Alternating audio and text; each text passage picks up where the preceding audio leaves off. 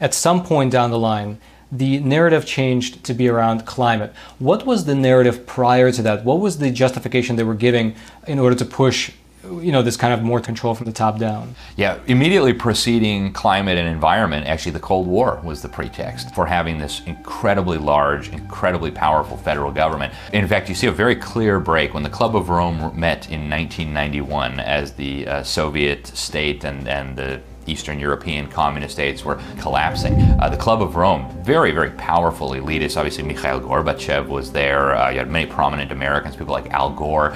They got together and they came up with this incredible document where they actually said we need a new justification for this all-powerful state. So the new excuse is going to be because the environment is going to be harmed and because climate is going to hurt us. Wait, what? I could not believe what I just heard.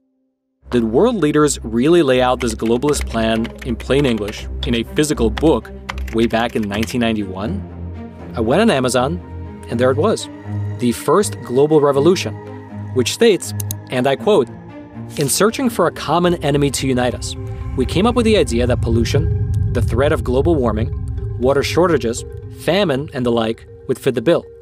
And therefore, the real enemy is humanity itself."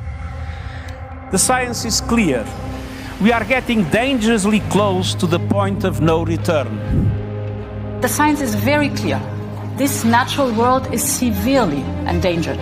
Code Red for Humanity is not a group of political officials, elected officials. These are the scientists. There is a top-down quality to this policy which is extremely forceful, and the forcefulness comes from scientism, which is the ideology that we understand the world fully because of science. We have to listen to the science so that we have a better future for tomorrow. This is just ideological BS, and it's also quite dangerous. It's a dangerous way of looking at the world because then it means nothing matters apart from science. Culture doesn't matter, history doesn't matter, religion doesn't matter, social interaction doesn't matter, nothing matters but science. You don't need to be a theologian or philosopher to understand that that's complete nonsense, but also dangerous nonsense.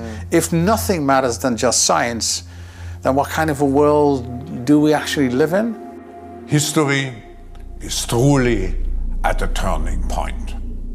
In times of crisis, the role of governments is more important and more relevant than ever.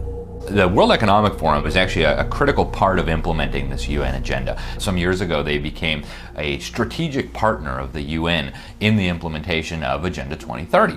And then you start looking at the connections between the World Economic Forum and China. Klaus Schwab and Xi Jinping, they're like old buddies. They put out press releases about how much they love each other. So you've got the super capitalists represented by the World Economic Forum. And then on the government side, you have communists. Right? After Agenda 2030 was adopted, the Communist Party in China put out through all their propaganda organs, they said, we played a critical role in this Agenda 2030. You had Javier Solana, the head of NATO, saying this was going to be the next great leap forward. Right? The last great leap forward in China killed millions of people. Why would we want another one of those? That's crazy.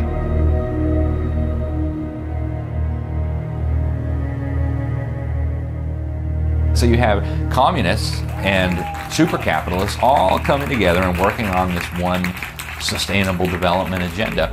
And that should make us all pause and say, well, wait a minute, that doesn't make sense on the surface. What's going on here? China is a powerful example of what can be achieved when national governments make environmental protection a top priority. The motivations of those who are pushing this agenda, many of them tend to emulate countries like China, which have abysmal environmental records. This is a country that has massive pollution problems. They don't seem to care about rivers and lakes and streams. There's all sorts of toxins pouring into them. In actuality, I would say their envy of China is more to do with their control over their population and control over politics than it has to do with the environment. In looking at this, it looks like the environment's a tool to achieve power more than it is an end goal of itself to actually protect nature.